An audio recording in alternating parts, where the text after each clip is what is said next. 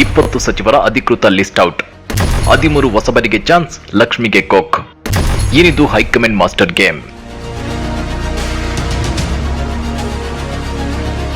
ಕಳೆದ ಕೆಲವು ದಿನಗಳಿಂದ ದೆಹಲಿಯಿಂದ ಹಿಡಿದು ನಮ್ಮ ಬೆಂಗಳೂರಿನ ವಿಧಾನಸೌಧದವರೆಗೆ ನಡೀತಾ ಇದ್ದ ಆ ಸಂಪುಟ ಸರ್ಕಸ್ ಅನ್ನೋ ರೋಲರ್ ಕೋಸ್ಟರ್ ರೈಡ್ಗೆ ಕೊನೆಗೂ ತೆರೆ ಬಿದ್ದಿದೆ. ರಾಜ್ಯದ ನೂತನ ಸಚಿವರ ಅಧಿಕೃತ ಪಟ್ಟಿ ಇದೀಗ ರಿಲೀಸ್ ಆಗಿದೆ. ಇವತ್ತು ಸಂಜೆನೆ ಲೋಕಭವನದ ಗಾಜಿನ ಮನೆಯಲ್ಲಿ ನೂತನ ಸಚಿವರು ಅತ್ಯಂತ ವೈಭವವಾಗಿ ಪ್ರಮಾಣ ವಚನ ಸ್ವೀಕರಿಸಲಿದ್ದಾರೆ. ಸ್ನೇಹಿತರೆ, ಈ ಪಟ್ಟಿಯಲ್ಲಿರೋ ರಾಜಕೀಯ ಧ್ರುವೀಕರಣ, ಟ್ವಿಸ್ಟ್ಗಳು ಮತ್ತು ಅನ್ಎಕ್ಸ್ಪ್ಲೇನೆಡ್ ಶಾಖಗಳನ್ನ ನೋಡಿದ್ರೆ ನಿಮ್ಗೆ ತಲೆ ತಿರುಗೋದು ಖಚಿತ. ಯಾಕಂದ್ರೆ ಈ ಸಲ ಬರೋಬ್ಬರಿ 13 ಮಂದಿ ಹೊಸ ಮುಖಗಳಿಗೆ ಹೈಕಮಾಂಡ್ ಮಂತ್ರಿಗಿರಿ ನೀಡಿದೆ. ಇಡೀ ರಾಜ್ಯ ರಾಜಕಾರಣವೇ ಶಾಕ್ ಆಗೋ ವಿಷಯ ಏನಂದ್ರೆ, ಡಿಕೆಶಿ ಆಪ್ತ ಬಣದಲ್ಲಿ ಗುರುತಿಸಿಕೊಂಡಿದ್ದ ಲಕ್ಷ್ಮಿ ಹೆಬ್ಬಾಳ್ಕರ್ ಅವರಿಗೆ ಈ ಬಾರಿ ಮಂತ್ರಿ ಸ್ಥಾನ ಕೈ ತಪ್ಪಿದೆ. ಇಡೀ 20 ಸಚಿವರ ದೊಡ್ಡ ಪಟ್ಟಿಯಲ್ಲಿ ಕೇವಲ ಒಬ್ಬ ಮಹಿಳೆಗೆ ಮಾತ್ರ ಅವಕಾಶ ಸಿಕ್ಕಿದೆ. ಸಂಪುಟದಲ್ಲಿ ಖಾಲಿ ಇದ್ದ 20 ಸ್ಥಾನಗಳನ್ನ ಹೈಕಮಾಂಡ್ ಯಾವುದೇ ಜಾಗ ಉಳಿಸದೆ ಭರ್ತಿ ಮಾಡಿದೆ. ಅಷ್ಟೇ ಅಲ್ಲ, ಸೋಮವಾರ ಬೆಳಗ್ಗೆವರೆಗೆ ಈ ಪಟ್ಟಿಯಲ್ಲಿದ್ದ ಹೆಸರುಗಳನ್ನ ಅತ್ಯಂತ ಗೌಪ್ಯವಾಗಿ ಇಡಲಾಗಿತ್ತು. ಯಾರಾದ್ರೂ ಬಂಡಾಯ ಹೇಳಬಹುದು, ಲಿಸ್ಟ್ ಹೊರಬಿದ್ದ ತಕ್ಷಣ ರಂಪಾಟ ಮಾಡ್ತಾರೆ ಅನ್ನೋ ಭಯದಿಂದ ಹೈಕಮಾಂಡ್ ಆಡಿದ ಆ ಮಾಸ್ಟರ್ ಗೇಮ್ ಏನೋ.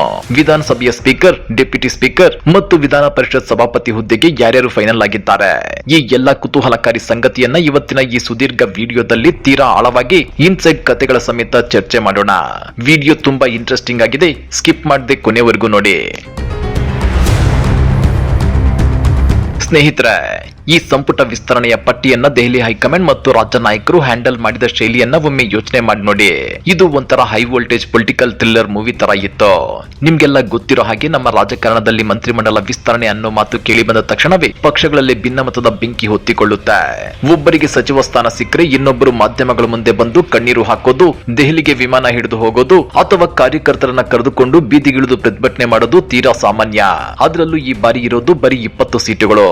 ಆದ್ರೆ ಕ್ಯೂನಲ್ಲಿ ನಿಂತಿದ್ದವರು ಬರೋಬ್ಬರಿ 70ಕ್ಕೂ ಹೆಚ್ಚು ಶಾಸಕರು. ಈ ಪರಿಸ್ಥಿತಿಯನ್ನ ಮೊದಲೇ ಗ್ರಹಿಸಿದ್ದ ಎಐಸಿಸಿ ಅಧ್ಯಕ್ಷ ಮಲ್ಲಿಕಾರ್ಜುನ್ ಖರ್ಗೆ ಮತ್ತು ರಾಹುಲ್ ಗಾಂಧಿ ಅವರು ಒಂದು ಕಟ್ಟುನಿಟ್ಟಿನ ತಂತ್ರ ಹೆಣೆದ್ರು. ಅದೇನ್ ಗೊತ್ತಾ? ಪಟ್ಟಿ ಪೂರ್ತಿ ಫೈನಲ್ ಆಗೋವರೆಗೆ ಮತ್ತು ಪ್ರಮಾಣ ವಚನಕ್ಕೆ ಕೆಲವೇ ಗಂಟೆಗಳವರೆಗೆ ಯಾವುದೇ ಕಾರಣಕ್ಕೂ ಒಂದೇ ಒಂದು ಹೆಸರು ಲೀಕ್ ಆಗಬಾರ್ದು. ಯಾಕೆ ಇಂತ ನಿರ್ಧಾರ ತಗೊಂಡ್ರು ಗೊತ್ತಾ? ಒಂದು ವೇಳೆ ಶನಿವಾರ ಅಥವಾ ಭಾನುವಾರವೇ ಈ ಪಟ್ಟಿ ಲೀಕ್ ಆಗಿದ್ರೆ ಏನಾಗ್ತಿತ್ತು ಗೊತ್ತಾ? ಮಂತ್ರಿಗಿರಿ ಸಿಗದಿದ್ದ ಪ್ರಭಾವಿ ಶಾಸಕರು ತಕ್ಷಣವೇ ಬೆಂಬಲಿಗರ ಸಭೆ ಕರೆಯುತ್ತಿದ್ರು, ದೆಹಲಿಗೆ ಫೋನ್ ಮಾಡಿ ಹೈಕಮಾಂಡ್ ಮೇಲೆ ಒತ್ತಡ ಹೇರುತ್ತಿದ್ರು. ಜೊತೆಗೆ ಇವತ್ತು ಲೋಕಭವನದ ಗಾಜಿನ ಮನೆಯಲ್ಲಿ ನಡೆಯುವ ಪ್ರಮಾಣ ವಚನ ಕಾರ್ಯಕ್ರಮಕ್ಕೆ ಬಹಿಷ್ಕಾರ ಹಾಕುವ ರಂಪಾಟವು ನಡೆಯುತ್ತಿತ್ತು.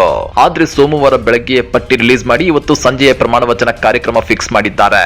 ಅಂದ್ರೆ ಅಸಮಾಧಾನಗೊಳ್ಳೋಕೆ, ಅತೃಪ್ತಿ ವ್ಯಕ್ತಪಡಿಸೋಕೆ ಅಥವಾ ಬಂಡಾಯದ ಬಾವುಟ ಹಾರಿಸೋಕೆ ಶಾಸಕರಿಗೆ ಸಮಯವೇ ಸಿಗಬಾರದು ಅನ್ನೋದು ಹೈಕಮಾಂಡ್ ನ ಮಾಸ್ಟರ್ ಪ್ಲಾನ್ ಆಗಿತ್ತು. ಈಗ ನೂತನ ಸಚಿವರ ಪಟ್ಟಿಯ ಅತ್ಯಂತ ಬಿಸಿ ಬಿಸಿ ಹಾಗೂ ರೋಚಕ ಸಂಗತಿಗಳೆಡೆಗೆ ಬರೋಣ. ಈ ಬಾರಿಯ ಸಂಪುಟ ವಿಸ್ತರಣೆಯಲ್ಲಿ ರಾಹುಲ್ ಗಾಂಧಿ ಅವರ ಸೂಚನೆಗೆ ಸಂಪೂರ್ಣವಾಗಿ ಮನ್ನಣೆ ನೀಡಲಾಗಿದೆ. ರಾಹುಲ್ ಗಾಂಧಿ ಅವರು ಯುವಕರಿಗೆ ಮತ್ತು ಹೊಸ ಮುಖಗಳಿಗೆ ಹೆಚ್ಚಿನ ಅವಕಾಶ ಕೊಡಿ ಅಂತ ಹೇಳಿದ್ರು. ಅದರಂತೆ ಬರೋಬ್ಬರಿ 13 ಮಂದಿ ಹೊಸಬರಿಗೆ ಮೊದಲ ಬಾರಿಗೆ ಮಂತ್ರಿಗಿರಿ ಸಿಕ್ಕಿದೆ. ಇದು ಪಕ್ಷದಲ್ಲಿ ಹೊಸ ನಾಯಕತ್ವವನ್ನು ಬೆಳೆಸೋಕೆ ಹೈಕಮಾಂಡ್ ತೆಗೆದುಕೊಂಡ ದೊಡ್ಡ ನಿರ್ಧಾರ. ಆದ್ರೆ ಈ ಲಿಸ್ಟ್ ನಲ್ಲಿ ಎಲ್ಲರ ಕಣ್ಣು ಬಿದ್ದಿದ್ದು ಎಲ್ಲಿ ಗೊತ್ತಾ? ಲಕ್ಷ್ಮಿ ಹೆಬ್ಬಾಳ್ಕರ್ ಅವರ ಹೆಸರು ಗಾಯಬ್ ಆಗಿರೋದ್ರ ಮೇಲೆ. ಹೌದು ವೀಕ್ಷಕರೇ, ಸಿಎಂ ಡಿಕೆ ಶಿವಕುಮಾರ್ ಅವರ ಅತ್ಯಂತ ಆಪ್ತ ವಲಯದಲ್ಲಿ ಗುರುತಿಸಿಕೊಂಡಿದ್ದ ಲಕ್ಷ್ಮಿ ಹೆಬ್ಬಾಳ್ಕರ್ ಅವರಿಗೆ ಸಚಿವ ಸ್ಥಾನ ಸಿಗೋದು 100ಕ್ಕೆ 100ರಷ್ಟು ಗ್ಯಾರಂಟಿ ಅಂತಲೇ ಎಲ್ಲರೂ ಲೆಕ್ಕ ಹಾಕಿದ್ರು. ಆದ್ರೆ ಕೊನೆ ಕ್ಷಣದ ಪಟ್ಟಿಯಲ್ಲಿ ಲಕ್ಷ್ಮಿ ಹೆಬ್ಬಾಳ್ಕರ್ ಅವರ ಹೆಸರು ಇರಲೇ ಇಲ್ಲ. ಇಡೀ 20 ಸಚಿವರ ಪಟ್ಟಿಯಲ್ಲಿ ಕೇವಲ ಒಬ್ಬ ಮಹಿಳೆಗೆ ಅವಕಾಶ ನೀಡಲಾಗಿದೆ. ಅವರು ಯಾರು ಗೊತ್ತಾ? ಗಾಯತ್ರಿ ಶಾಂತೇಗೌಡ. ಇದು ನಿಜಕ್ಕೂ ದೊಡ್ಡ ಶಾಕಿಂಗ್ ನ್ಯೂಸ್. ಮಹಿಳಾ ಕೋಟಾದಡಿಯಲ್ಲಿ ದೊಡ್ಡ ಮಟ್ಟದ ರೇಸ್ ನಡೆಯುತ್ತಿತ್ತು. ದೆಹಲಿಯಲ್ಲಿ ಮಲ್ಲಿಕಾರ್ಜುನ್ ಖರ್ಗೆ ಅವರು ಕನಿಜ್ ಫಾತಿಮಾ ಅವರ ಹೆಸರನ್ನ ಹೇಳಿದ್ರು. ಸಿದ್ದರಾಮಯ್ಯನವರು ಅನ್ನಪೂರ್ಣ ತುಕಾರಾಂ ಪರ ಲಾಬಿ ಮಾಡಿದ್ರು. ಮಾಜಿ ಕೇಂದ್ರ ಸಚಿವ ಕೆಎಚ್ ಮುನಿಯಪ್ಪ ಅವರು ನನ್ನ ಬದಲು ನನ್ನ ಮಗಳು ರೂಪಕಲಾ ಶಶಿಧರ್ ಅವರಿಗೆ ಕೊಡಿ ಅಂತ ಪಟ್ಟು ಹಿಡಿದಿದ್ರು. ಆದ್ರೆ ಹೈಕಮಾಂಡ್ ಇವರೆಲ್ಲರ ಹೆಸರುಗಳನ್ನ ಬದಿಗೊತ್ತಿ ಕೊನೆಗೆ ಗಾಯತ್ರಿ ಶಾಂತೇಗೌಡ ಅವರ ಹೆಸರನ್ನ ಫೈನಲ್ ಮಾಡಿ ಲಕ್ಷ್ಮಿ ಹೆಬ್ಬಾಳ್ಕರ್ ಸೇರಿದಂತೆ ಹಲವು ಮಹಿಳಾ ಆಕಾಂಕ್ಷಿಗಳಿಗೆ ಬಿಗ್ ಶಾಕ್ ಕೊಟ್ಟಿದೆ. ಇದು ಡಿಕೆಶಿ ಕ್ಯಾಂಪ್ ನಲ್ಲಿ ಸಣ್ಣ ಮಟ್ಟದ ಇರುಸುಮುರುಸಿಗೆ ಕಾರಣವಾಗಿದೆಯಾ ಅನ್ನೋ ಪ್ರಶ್ನೆ ಕೂಡ ಮೂಡಿದೆ. ಇನ್ನ ಇವತ್ತು ಸಂಜೆ ಲೋಕಭವನದ ಗಾಜಿನ ಮನೆಯಲ್ಲಿ ಪ್ರಮಾಣ ವಚನ ಸ್ವೀಕರಿಸಲು ನೂತನ ಸಚಿವರು ಯಾರು ಹಾಗೂ ಸಾಂವಿಧಾನಿಕ ಪ್ರಮುಖ ಹುದ್ದೆಗಳಿಗೆ ಯಾರ್ಯಾರು ಆಯ್ಕೆಯಾಗಿದ್ದಾರೆ ಅಂತ ನೋಡೋಣ ಬನ್ನಿ. ವಿಧಾನಸಭೆಯ ಸ್ಪೀಕರ್ ಆಗಿ ಜಿಎಸ್ ಪಾಟೀಲ್ ಅವರು ಆಯ್ಕೆಯಾಗಿದ್ದಾರೆ. ಅದೇ ರೀತಿ ಎಎಸ್ ಪೊನ್ನಣ್ಣ ಉಪಸಭಾಧ್ಯಕ್ಷರಾಗಿದ್ದಾರೆ. ಇನ್ನ ವಿಧಾನ ಪರಿಷತ್ ಸಭಾಪತಿಯಾಗಿ ಸಲೀಂ ಅಹಮದ್, ವಿಧಾನ ಪರಿಷತ್ನ ಉಪಸಭಾಪತಿಯಾಗಿ ಉಮಾಶ್ರೀ ಅವರು ಆಯ್ಕೆಯಾಗಿದ್ದಾರೆ. ನೋಡಿ, ಸಲೀಂ ಅಹಮದ್ ಅವರಿಗೆ ಸಂಪುಟದಲ್ಲಿ ಮಂತ್ರಿಗಿರಿ ಸಿಗಬೇಕು ಅಂತ ಅಂದಾಜಿಸಲಾಗಿತ್ತು. ಸ್ವತಃ ರಾಹುಲ್ ಗಾಂಧಿ ಅವರೇ ಸಲೀಂ ಅಹಮದ್ ಅವರ ಪರ ಒಲವು ಹೊಂದಿದ್ರು. ಆದ್ರೆ ಅವರಿಗೆ ವಿಧಾನ ಪರಿಷತ್ ಸಭಾಪತಿಯಂತಹ ಅತ್ಯುನ್ನತ ಹುದ್ದೆ ನೀಡಿ ಸಮಾಧಾನ ಪಡಿಸಲಾಗಿದೆ. ಇತ್ತ ಹಿರಿಯ ನಟಿ ಉಮಾಶ್ರೀ ಅವರಿಗೆ ಉಪಸಭಾಪತಿ ಹುದ್ದೆ ಸಿಕ್ಕಿದ್ರೆ ಯುವ ಮತ್ತು ಕಾನೂನು ತಜ್ಞ ಪೊನ್ನಣ್ಣ ಅವರಿಗೆ ಉಪಸಭಾಧ್ಯಕ್ಷ ಸ್ಥಾನ ನೀಡಲಾಗಿದೆ. ಇನ್ನ 20 ನೂತನ ಸಚಿವರ ಪ್ರಮುಖ ಹೆಸರುಗಳ ವಿಶ್ಲೇಷಣೆ ನೋಡೋದಾದ್ರೆ ಜಮೀರ್ ಅಹಮದ್ ಖಾನ್ ಮತ್ತು ರಿಜ್ವಾನ್ ಅರ್ಷದ್ ಅವರು ಮುಸ್ಲಿಂ ಕೋಟಾದಡಿಯಲ್ಲಿ ಮಂತ್ರಿಗಿರಿ ಗಿಟ್ಟಿಸಿಕೊಂಡಿದ್ದಾರೆ. ಅದೇ ರೀತಿ ಈಡಿಗ ಸಮುದಾಯದ ಕೋಟಾದಲ್ಲಿ ಸುರ್ಜೇವಾಲಾ ಬೆಂಬಲದೊಂದಿಗೆ ಮಧು ಬಂಗಾರಪ್ಪ ಮತ್ತೆ ಸಚಿವರಾಗಿದ್ದಾರೆ. ಇತ್ತ ಬಿಜೆಪಿಯಿಂದ ಕಾಂಗ್ರೆಸ್ಗೆ ಬಂದಿದ್ದ ಲಕ್ಷ್ಮಣ್ ಸವದಿ ಅವರಿಗೆ ಕೊಟ್ಟ ಮಾತಿನಂತೆ ಹೈಕಮಾಂಡ್ ಮಂತ್ರಿ ಸ್ಥಾನ ಕೊಟ್ಟಿದೆ. ಅದೇ ರೀತಿ Santosh Lad, N Chaluvarayaswamy, KM Shivalingegowda, HC. Balakrishna, Basavaraj Rayareddy, Vijayanand Kashappanavar, Gayathri Shantegowda, T Raghumurthy, Puttaranga Shetty, Mankala Vaidya, doctor Ajay Singh ಸೇರಿದಂತೆ ಒಟ್ಟು 20 ನಾಯಕರು ಪ್ರಮಾಣ ವಚನ ಸ್ವೀಕರಿಸಲಿದ್ದಾರೆ. ಈ ಇಡೀ ಲಿಸ್ಟ್ ಅನ್ನ ಒಮ್ಮೆ ತಟಸ್ಥವಾಗಿ ವಿಶ್ಲೇಷಣೆ ಮಾಡಿ ನೋಡಿ. ಹೈಕಮಾಂಡ್ ಎಷ್ಟು ಚಾಣಾಕ್ಷತನದಿಂದ ಬ್ಯಾಲೆನ್ಸಿಂಗ್ ಆಕ್ಟ್ ಮಾಡಿದೆ ಅನ್ನೋದು ಅರ್ಥವಾಗುತ್ತೆ. ಮತ್ತೊಂದು ಕಡೆ ಸಿದ್ದರಾಮಯ್ಯನವರ ಬೆಂಬಲಿಗರಾದ ಬಸವರಾಜ ರಾಯರೆಡ್ಡಿ, ಕಾಶಪ್ಪನವರಿಗೆ ಸ್ಥಾನ ಸಿಕ್ಕಿದ್ರೆ ಡಿಕೆಶಿ ಕ್ಯಾಂಪ್ನ ಎಚ್.ಸಿ. ಬಾಲಕೃಷ್ಣ, ಕೆಎಂ ಶಿವಲಿಂಗೇಗೌಡ ಅವರಿಗೂ ಚಾನ್ಸ್ ಸಿಕ್ಕಿದೆ. ಸಂಪುಟದಲ್ಲಿದ್ದ ಎಲ್ಲ 20 ಸ್ಥಾನಗಳನ್ನು ಭರ್ತಿ ಮಾಡಲಾಗಿದೆ. ಅಂದ್ರೆ ಇನ್ಮುಂದೆ ನನ್ನನ್ನು ಮಂತ್ರಿ ಮಾಡಿ ಅಂತ ಯಾರು ಹೈಕಮಾಂಡ್ ಬಾಗಿಲು ತಟ್ಟೋಕೆ ಜಾಗವೇ ಇಲ್ಲ. ಇದೆಲ್ಲದರ ಮಧ್ಯೆ ಹಿರಿಯ ನಾಯಕರಿಗೆ ನಿರಾಸೆಯಾಗಿದೆ.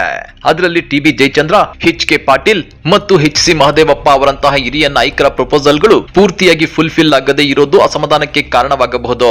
ಆದ್ರೆ ಅಸಲಿ ಅಗ್ನಿ ಪರೀಕ್ಷೆ ಇರೋದೇ ಇವತ್ತು ಸಂಜೆ ಪ್ರಮಾಣ ವಚನ ಮುಗಿದ ಮೇಲೆ. ಮಂತ್ರಿಗಿರಿ ಸಿಗದ 50ಕ್ಕೂ ಹೆಚ್ಚು ಶಾಸಕರು ಸುಮ್ಮನೆ ಇರ್ತಾರ ಅಥವಾ ಈ ಅಸಮಾಧಾನದ ಹೊಗೆ ಮುಂಬರುವ ದಿನಗಳಲ್ಲಿ ಸರ್ಕಾರದ ಮೇಲೆ ಪರಿಣಾಮ ಬೀರುತ್ತಾ ಅನ್ನೋದನ್ನ ಕಾದು ನೋಡಬೇಕಾಗಿದೆ. ಇನ್ನ 2ನೇ ಪಟ್ಟಿ ಹೊರಬಿದ್ದ ಬೆನ್ನಲ್ಲೇ ಕಾಂಗ್ರೆಸ್ನಲ್ಲಿ ರುಚಿಗೆದ್ದು ಬಂಡಾಯದ ಬಾವುಟ ಹಾರಿಸಬಹುದಾದ ಹಿರಿಯ ನಾಯಕರಾದ್ರು ಯಾರು ಗೊತ್ತಾ? ಆ ಲಿಸ್ಟ್ ಅನ್ನು ನೋಡೋದಾದ್ರೆ ಆರ್.ವಿ. ದೇಶಪಾಂಡೆ ಮತ್ತು ಟಿ.ಬಿ. ಜಯಚಂದ್ರ ಇವರು ಕಾಂಗ್ರೆಸ್ನ ಅತ್ಯಂತ ಅನುಭವಿ ಮತ್ತು ಹಿರಿಯ ಶಾಸಕರು. ಯುವಕರಿಗೆ ಆದ್ಯತೆ ಅನ್ನೋ ಹೈಕಮಾಂಡ್ ಸೂತ್ರದಿಂದಾಗಿ ಈ ಇಬ್ಬರು ನಾಯಕರಿಗೆ ಅವಕಾಶ ಸಿಕ್ಕಿಲ್ಲ.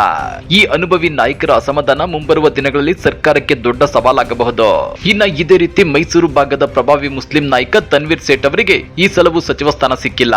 ಇದರಿಂದ ಅವರ ಬೆಂಬಲಿಗರು ಮತ್ತು ಕ್ಷೇತ್ರದ ಕಾರ್ಯಕರ್ತರು ಈಗಾಗಲೇ ರುಚಿಗೆದ್ದು ಹೈಕಮಾಂಡ್ ವಿರುದ್ಧ ಆಕ್ರೋಶ ಹೊರಹಾಕ್ತಿದ್ದಾರೆ.